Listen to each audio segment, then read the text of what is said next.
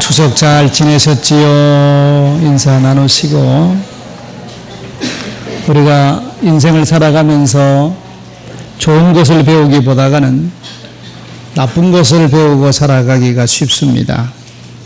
아이들도 크면서 말을 배우는 것을 보면 좋은 말을 배우기보다는 나쁜 말을 먼저 배우고 욕하는 것을 먼저 배우는 것을 우리가 쉽게 볼 수 있습니다. 이건 신앙생활 하는데도 비슷한 것 같습니다. 신앙생활의 좋은 모습을 배우기보다는 신앙생활을 하면서도 나쁜 모습을 배우기가 쉽다는 것입니다.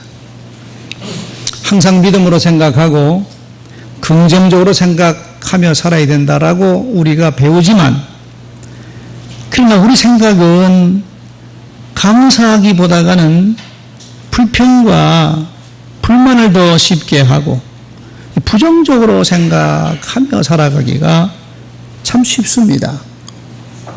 이건 기도 생활하는데도 마찬가지입니다. 기도가 얼마나 중요한지는 여러분 다 잘 아시죠?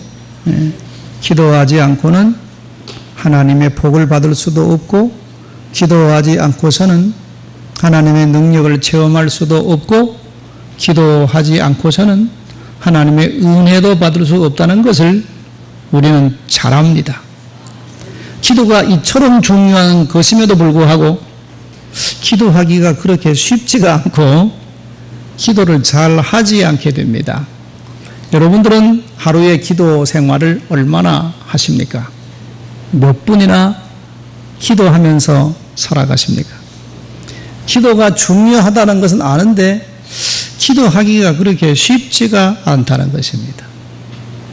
성경을 보면 누구보다도 기도 많이 한 사람을 들어보라 그러면 우리는 다윗을 들 수가 있습니다. 그런데 다윗도 그럼 처음부터 그는 쉽게 열심히 기도를 했던 사람인가 하면 그렇지 않았습니다. 다윗이 그렇게 많이 기도할 수밖에 없었던 이유는 계속되는 어려움과 환난이 다가오고 있었기 때문에, 기도하지 않으면 살아갈 수가 없었기 때문에 다윗이 그렇게 기도의 사람이 된 것입니다. 이건 야곱도 마찬가지죠. 야곱이라는 사람도 처음부터 그렇게 뜨겁게 기도하는 사람은 아니었습니다. 큰 문제와 어려움을 당하다 보니까 환도뼈가 부러지도록 하나님께 부르짖고 기도했던 것입니다. 야곱은 여러분들이 아는 것처럼 뒷발꿈치를 잡는 사람인데 이렇게 쉽게 기도하는 사람이 아니었습니다. 그러나 큰 어려움과 위기가 다가오니까 기도하지 않을 수 없어서 환도뼈가 부러지도록 기도를 한 사람이 된 겁니다. 성경에 많은 사람들이 그렇습니다. 모세도 그렇지요. 모세도 그러면 애굽의 바로 임금의 궁에 살 때부터 열심히 기도했던 사람이냐 하면 아니었습니다. 살인자가 되고, 그리고 미디안 광야에 쫓겨가는 신세가 되고, 또 이스라엘 백성들을 가나안 땅으로 인도해야 될 막중한 책임을 안고 바로 왕을 상대해서 싸우지 않으면 안 되었기 때문에 하나님 앞에 간절하게 기도하기를 시작했던 것입니다. 이건 우리들도 마찬가지입니다. 우리가 기도가 얼마나 중요한 것인지 알면서도 기도가 쉽지 않습니다. 언제 기도하게 됩니까? 어려움 당하고 고난을 당하게 되면 우리도 나도 모르게 엎드려서 하나님 앞에 도와달라고 기도를 드리는 우리의 모습을 발견할 수가 있습니다. 그렇다고 하면 내게 다가오는 어려움과 고난과 시련은 하나님께서 기도하라고 하는 그런 사인일 수가 있다는 것이고, 내게 다가온 어려움과 시련은 어쩌면 하나님의 축복의 다른 모습일 수도 있다는 것입니다. 그렇기 때문에 어려움과 고난 속에서 기도하면서 그 고난과 어려움을 이겨낸 사람들의 한결같은 고백은 내게 온 고난은 축복이었습니다. 그런 고백들 하잖아요. 내가 평탄한 삶을 살았더라면 하나님 만나지 못할 터였었는데 어려움과 고난을 당해서 하나님 앞에 부르짖고 기도함으로 하나님을 만나고 하나님을 더욱더 깊이 깨닫는 은혜를 받게 되었습니다. 그래서 내게 다가온 고난은 축복이었습니다. 그렇게 고난과 시련을 기도로 이겨낸 사람들의 한결같은 고백입니다. 이런 걸 보면 기도는 어떤 사람이 하는 겁니까? 내 부족함을 느끼면 느낄수록 더 많이 기도하게 되고 내가 죄인인 것을 깨달으면 깨달을수록 더 많이 기도하게 됩니다. 나는 이만하면 됐어. 내가 뭐 부족한 것이 있나? 하나님 도와주지 아니해도 내가 먹고 살아갈 방법은 다 간구해 놓았어. 이런 생각을 가진 사람은 기도를 잘 그렇게 하지 않습니다. 우리가 전도를 해봐도 그렇지 않아요. 금방 교회 나올 것 같은 사람은 교회 잘 나오지 않습니다. 왜 안 나옵니까? 그 사람들의 생각은 이래요. 내가 교회에 나가지 않지만 교회 나가는 아무개보다는 내가 훨씬 더 착하게 살아. 교회 나가는 박집사 그 사람보다 내가 훨씬 더 의롭게 살아. 난 더 깨끗하게 살아. 이렇게 생각하는 사람들이 교회 잘 나오지 않습니다. 자기가 부족하고 자기는 뭔가 모자라고 자기는 지은 죄가 많고 하나님의 도우심이 없으면 내가 살아갈 수 없다고 생각하는 사람들이 하나님 앞에 더 가까이 나가고 그리고 기도하게 되는 것입니다. 하나님 찾는 사람은 어떤 사람이냐 하면 하나님 찾는 사람은 성경에 보면 심령이 상한 사람이다. 그렇게 말합니다. 심령이 가난한 사람이다. 혹은 심령이 상한 사람이다. 그렇게 말합니다. 심령이 상했다는 말은 마음에 상처가 있고 영적으로 아픈 마음을 가지고 있는 사람이라는 것입니다. 하나님은 이런 사람을 찾고 있다. 심령이 상한 사람. 여러분, 육적으로 건강한 사람은 어떤 사람입니까? 육적으로 건강한 사람은 병이 없는 사람입니다. 병이 없는 사람이 육신적으로 건강한 사람입니다. 그렇죠? 우리 모두는 육신적으로는 건강한 사람이 되어야 됩니다. 자, 그러면 영적으로 건강한 사람은 어떤 사람이라는 것입니까? 영적으로 건강한 사람은 육신적인 건강과는 반대로 자기가 죄인임을 깨닫는 사람이 영적으로는 건강한 사람입니다. 나는 부족하고 나는 모자라고 나는 죄인이다. 이렇게 느끼면서 자기 자신을 향해서 영적으로 가슴 아파하는 사람이 성경은 말하기를 영적으로 건강한 사람이라 그러는 것입니다. 자기는 죄인이 아니고 나는 의롭게 살아가고 있는 의인이라 이렇게 생각하는 사람은 영적으로 보면 병든 사람이다. 성경은 우리들에게 그렇게 말합니다. 육신적으로는 흠이 없고 깨끗한 사람을 아름다운 사람이라고 말하지만 영적으로는 흠이 있는 사람이 상한 마음을 가진 사람이 아름다운 사람이다. 하나님은 이런 사람을 찾고 있다. 그렇게 말합니다. 여러분 성경 보십시오. 예수님 당시 아주 하나님을 잘 믿는다고 스스로 자랑하고 뽐내던 바리새인들 예수님으로부터 은혜를 받았습니까? 못 받았습니다. 그러나 도리어 자기는 죄인이라고 여기며 손가락질 받던 세리와 창녀들은 예수님 만나서 은혜를 받았습니다. 그게 왜 이런 겁니까? 바리새인들은 나는 깨끗하다. 나는 건강하다. 나는 의로운 사람이야. 이렇게 생각했던 사람들은 은혜를 받지 못했습니다. 그러나 자기가 죄인이라고 생각했던 사람에게는 은혜가 임했지. 이처럼 하나님께서 찾는 사람은 상한 마음입니다. 오늘 우리들에게도 마찬가지입니다. 나는 죄인입니다. 하나님 나를 불쌍히 여겨주십시오. 우리 고백하며 하나님 앞에 엎드리고 부르짖는 사람에게 하나님 만나주시고 은혜를 베풀어 주시는 것입니다. 훌륭한 선교사이며 기도 사람이었던 조지 뮬러라는 사람이 있죠. 이 사람의 쓴 책이 한국말로도 번역이 됐습니다. 5만 번의 기도 응답이라. 이분 고아의 아버지라고 부릅니다. 많은 고아들을 데려다가 키웠어요. 한 2,000명 되는 마지막에 고아들을 데리고 키웠던 사람입니다. 이분은 원래부터 그 선한 마음을 가지고 산 사람들이 아니었습니다. 이 사람은 14살 때 아버지 돈을 훔친 적이 있어요. 다른 사람도 아니고 아버지 돈을 훔친 아들이요. 15살 때 어머니가 세상을 떠나자 성격이 삐뚤어졌습니다. 그래서 술에 취해 방탕하면서 수없이 많은 사기를 치고 몇 번이나 교도소를 들락날락거렸던 사람입니다. 이런 사람이 19살 때 어떤 모임에 갔습니다.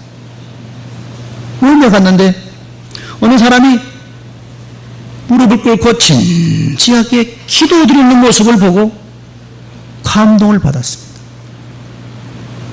아, 나도 저렇게 하나님 좀 잘 믿어봐야 되겠다.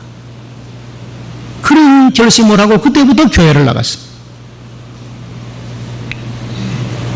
이처럼 기도는 나에게도 좋은 것이지만 보는 사람에게도 감동을 주고 좋은 영향을 줍니다. 조지 뮬러가 교회를 다니면서 설교를 듣고 성경 읽으면서 자기가 죄인임을 깨닫고 회개하기를 시작했습니다. 그래서 사람이 완전히 변해서 새 사람이 됐어요. 공부를 해야 되겠다 이런 생각을 하고 할레대학에 들어가서 공부를 열심히 해서 박사학위를 받았습니다. 그리고 그는 영국 선교사로 자원하여 나갔습니다. 그곳에서 선교하는 중에 시편 68편을 읽다가 하나님은 고아의 아버지다. 하나님 말씀을 읽고 감동을 받아서 나도 고아들을 위해서 일해야 되겠다. 그런 생각을 한 겁니다. 그래서 마침 1차 전쟁이 터지고 전쟁 중에 수많은 고아들을 데려다가 길렀어요. 전쟁 고아들. 나중에 2,000명이나 되는 고아들을 돌보게 되었다는 것입니다. 2,000명이니까 여러분 먹을 것을 공급하기도 어렵지 않겠습니까? 아이들에게 먹을 것이 떨어져서 힘든 고비가 수없이 많았다는 겁니다. 그때마다 조지 뮬러는 사람 찾아다니면서 도와달라고 말하지 않고 먹을 것이 떨어지면 항상 기도의 골방에 가서 기도했다는 것입니다. 기도하면 하나님은 그때마다 사람들의 손길을 통해서 먹을 것들을 공급해 주었다는 것입니다. 그래서 이분의 간증을 보면 자기는 기도하면서 5만 번의 기도 응답을 받았다는 것입니다. 기도하면서 이처럼 고아를 운영하고 고아의 아버지, 기도의 아버지로 일생을 살다가 죽었습니다. 그러니까 조지 뮬러 같은 쓸모없는 사람도 기도하여 변화받고 하나님의 큰 일을 해냈다는 것입니다. 이걸 보면 기도가 얼마나 중요한가 하는 것을 우리가 알 수가 있어요. 오늘 본문은 다윗의 기도입니다. 1절 앞에 보면 다윗이 굴에 있을 때 지은 마스길 곧 기도다. 다윗이 사울 임금을 죽이려고 하는 그 위기 속에서 동굴 속에 숨어 있을 때 하나님 앞에 불렀던 기도의 노래라 하는 것입니다. 1절과 4절에 보면 다윗은 이렇게 기도합니다. 내가 소리내어 여호와께 부르짖으며 소리내어 여호와께 간구하는도다. 내가 내 원통함을 그 앞에 토하며 내 우환을 그의 앞에 진술하는도다. 내 영이 내 속에서 상할 때도 주께서 내 길을 아셨나이다. 내가 가는 길에 그들이 나를 잡으려고 올무를 숨겼나이다. 내 오른쪽을 살펴보소서 나를 아는 자도 없고 나의 피난처도 없고 내 영혼을 돌보는 이도 없습니다. 얼마나 외롭고 얼마나 위험한 속에 처해 있었는지를 알 수 있습니다. 나를 도와줄 사람이 한 사람도 없다고 주님 앞에 엎드려 기도하고 있습니다.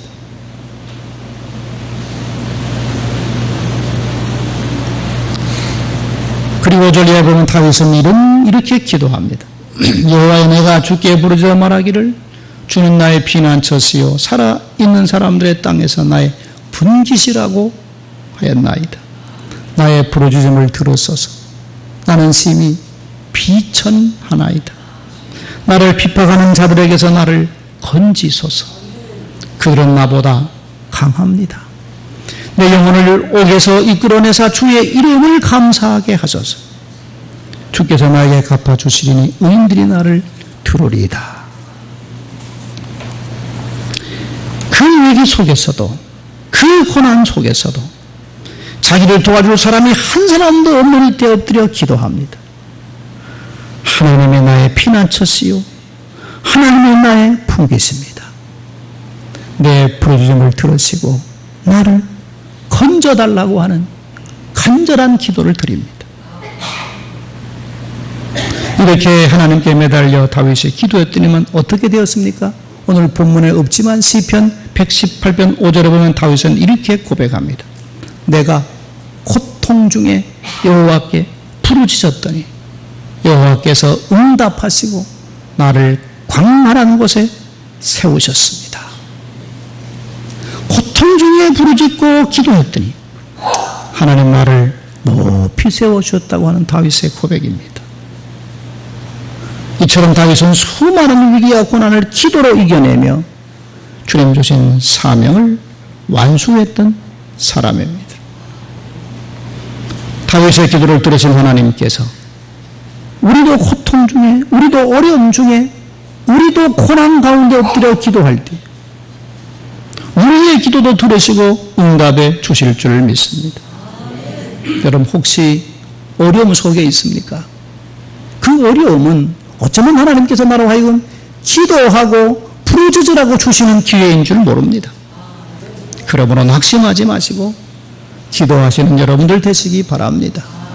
고난과 어려움은 어쩌면 나를 기도해야 하는 곳으로 인도해 주시는 하나님의 손길일 수 있습니다. 고난 가운데 기도하면 두려움이 사라지고 하늘의 평안이 내게 임하고 기도하면 하나님께서 새로운 길을 열어 주실 줄 믿습니다. 건국대학교 교수였다가 은퇴하신 유태영 박사라는 분이 있습니다. 이분은 농촌에서 자랐습니다. 시골에서. 그 옛날이기 때문에 자기 아버지는 나무집에 모섬을 살고 있었습니다. 그런데 자식을 많이 낳아서 8남매입니다. 유태영 씨는 8남매 가운데 6째 아들입니다. 아버지가 모섬인데 자식들이 무슨 수로 공부합니까? 아무도 학교를 다녀본 적이 없습니다. 그런데 유태영이는 어릴 때부터 아이가 총명해서 동네 사람들이 좀 아깝다. 우리 학교 보내주자. 그래서 동네 사람들이 학교를 보냈어요. 국민학교. 그럼 초등학교지. 이분은 아버지가 학교를 보내준 게 아니라 동네 사람들이 학교를 보내준 겁니다. 자, 초등학교 5학년 때 그 마을에 교회가 생겼습니다. 그때부터 유태영 씨는 교회를 다녔습니다. 교회를 다니면서 새벽 기도를 빠지지 않고 다녔습니다. 대단하잖아요. 이분 얘기 책을 읽어보면 자기는 그때부터 13년 동안 새벽 기도를 빠지지 않고 다녔다는 거예요. 기도하며 초등학교를 졸업했습니다. 중학교는 갈 수 없잖아요. 돈이 더 많이 드니까. 속고를 먹이고 토끼를 키우면서 계속해서 독학으로 공부를 했습니다. 그러다가 내가 이게 시골에 있으면 안 되겠다 싶어서 서울로 가자. 서울로 갔습니다. 갈 데가 어디 있어요? 아는 사람이 없는데. 뭘 했겠습니까? 옛날에 구두 닦기를 했습니다. 낮에는 구두 닦고 밤은 집이 없으니까 아무 데나 가서나 그냥 쭈그리고 자는 겁니다. 그러다가 교회에서 새벽종만 치면 옛날엔 총 쳤지요? 30분 전에 초정치고 예배 직전에 재정치고 새벽기도 종만 치면 이 사람은 자다 말고 일어나서 교회로 종소리가 들리는 아무나 교회로 달려가서 새벽에 기도했습니다. 어느 날 기도하고 있는데 하나님께서 이 자기 마음속에 덴마크로 가서 용역을 하라. 그런 감동이 왔어요.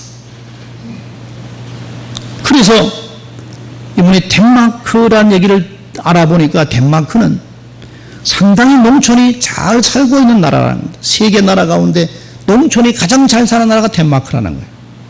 자기가 시골에서 자랐으니까 내가 덴마크 가서 공부를 해야 되겠다. 길이 있습니까? 학비가 있어요? 그래서 덴마크 국왕에게 편지를 썼다는 겁니다. 한국의 농촌이 이렇게 어려운데 나는 한국 농촌을 위해서 일하고 싶습니다. 세계에서 제일 농촌이 잘 사는 나라가 덴마크라고 하는데 제가 덴마크에 가서 공부를 하고 싶으니 임금님 저를 좀 도와주시기 바랍니다. 이런 긴 편지를 써서 보냈습니다. 이 편지를 덴마크 국왕이 받아서 읽고는 감동받았어요. 그래서 비행기표도 보내주고 공부할 때 끝까지 임금이 덴마크 국왕이 다 학비를 대주겠다. 나라에서 학비를. 그래서 이분이 덴마크 가서 공부를 했어요. 열심히 공부하고 그리고 박사학위까지 받고 돌아왔어요. 그때 마침 우리나라는 박정희 대통령이 새마을 운동할 때입니다. 농촌에 대한 전공을 공부하고 왔으니까 이분이 우리나라 농촌 살리는 새마을 운동에 크게 공헌을 했어요. 이 사람의 간증을 읽어보면 그렇습니다. 자기는 성경 말씀 가운데 내게 능력 주시는 자 안에서 내가 모든 것을 할 수 있다는 믿음을 가지고 살았다는 거야. 왜? 하나님께는 불가능이 없으니까. 오늘 현대를 살아가는 우리들은 아는 것이 참 많습니다. 배운 것도 많고 지식도 참 많습니다. 그러나 지식을 너무 의지하기 때문에 그 지식 때문에 결국 우리의 믿음이 슬슬 약해지는 것이 오늘 우리들의 문제가 아닌가 생각합니다. 세상의 지식이 능치 못할 것이 없다는 하나님의 믿음을 빼앗아가 버리고 말았습니다. 이것이 오늘 우리들의 비극이 아닌가 생각합니다. 세상 지식으로 볼 때 아무리 불가능할지라도 하나님께서 하시고자 하면 능치 못할 것이 없다. 이 성경이 우리에게 가르쳐주는 말씀 아닙니까? 이 하나님의 말씀이지요. 그래서 예수님도 계산의 동산을 이렇게 기도했습니다. 아버지여, 아버지께는 모든 것이 가능하오니 이 잔을 내게서 옮기시옵소서. 그러나 나의 원대로 마시옵고 아버지의 원대로 하옵소서. 기도 초반부가 뭡니까? 아버지여, 아버지께는 모든 것이 가능하오니. 하나님 아버지께는 하나님 나라에서는 모든 것이 가능하다는 믿음이 있었기 때문에 예수님은 우리의 지식을 뛰어넘는 놀라운 기적과 능력을 행하신 것입니다. 이사야 36장에 보면 유대나라 히스기야 임금에 대한 이야기가 나옵니다. 히스기야 임금 때 아수르 나라가 유대나라를 침공해 왔습니다. 아수르 나라 임금인 사네립이 직접 군대를 이끌고 예루살렘을 포위했습니다. 그리고는 항복하라는 것입니다. 히스기야 임금에게 항복을 권하는 편지를 보내왔습니다. 편지 내용은 너희가 믿는 하나님이 뭐 그렇게 대단한 줄 아느냐? 내 손에 지금 벗어난 나라가 없다. 너희 하나님이 너희를 구원해 준다고 하는 히스기야 임금의 말을 듣지 말고 항복하라. 너희가 사는 길은 항복하는 것이다. 그렇게 하나님을 모독하면서 항복할 것을 권하는 편지가 온 겁니다. 이 편지를 받았던 히스기야 임금은 그 편지를 그대로 가지고 하나님의 성전에 올라갔습니다. 그리고 그 편지를 펴내놓고 하나님 앞에 기도했습니다. 하나님, 이 할례 받지 못한 이방의 왕이 이렇게 하나님을 모욕하고 있는 글을 읽어보십시오. 하나님을 이렇게 욕하는 것을 보십시오. 이 나라를 불쌍히 여기시고 저 아수르 임금의 손에서 우리를 건져주십시오. 우리는 대항할 힘이 없습니다. 나라를 건져달라고 간절히 엎드려 임금이 성전에 올라가서 기도합니다. 이 히스기야 임금의 기도를 하나님이 들으시고 아수르 나라, 북방에 있는 나라가 아수르를 공격하게 함으로 예루살렘을 포위하고 있던 이 아수르 왕 사네립이 북방의 나라가 쳐들어든 소식을 듣고 긴급히 포위망을 풀고 돌아갔습니다. 그래서 하나님께서는 이런 나라를 아수르 왕 손에서 구원해 주신 것입니다.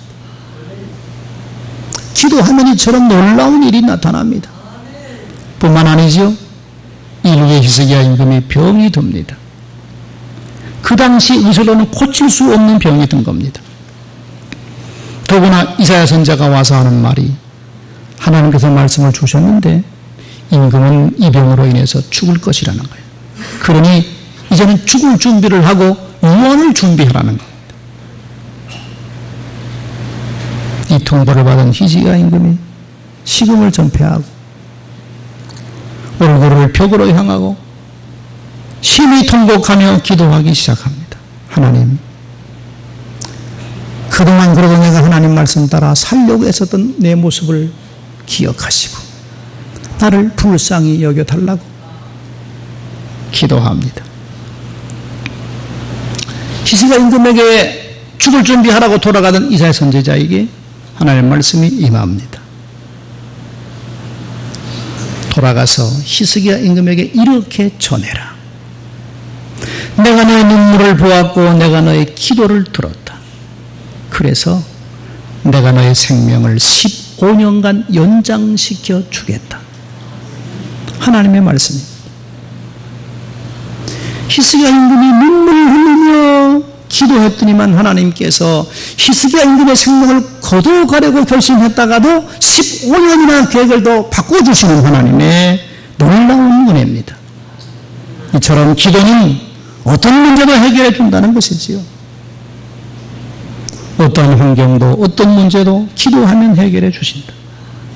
기도는 우리가 가지고 있는 강력한 무기입니다. 이 기도를 우리가 사용해야 되지 않겠습니까? 내일부터 2주간 특별 새벽 기도회가 시작이 됩니다. 금년 주제를 가지고 새 희망을 노래하자. 오늘의 현실만 바라보지 말고 꿈을 가지고 희망을 노래하며 나가자. 기도하자. 그러면 하나님께서 우리 앞에 내 앞에도 놀라운 길을 열어주실 것이다. 기도하자. 2주간 기도하는 시간입니다. 새벽마다 함께 모여서 열심히 기도해서 여러분들도 하나님을 만나는 놀라운 은혜, 하나님께서 여러분들의 어려움들을 해결해 주시는 은혜를 맛보며 살아가시는 여러분의 삶이 되시기를 주의 이름으로 축원드립니다. 기도합시다. 주님, 하늘로 올라가시기 전에 말씀하셨습니다. 지금까지는 내가 너희와 항상 함께 있었으니 기도할 필요가 없었다. 그러나 이제 내가 너희를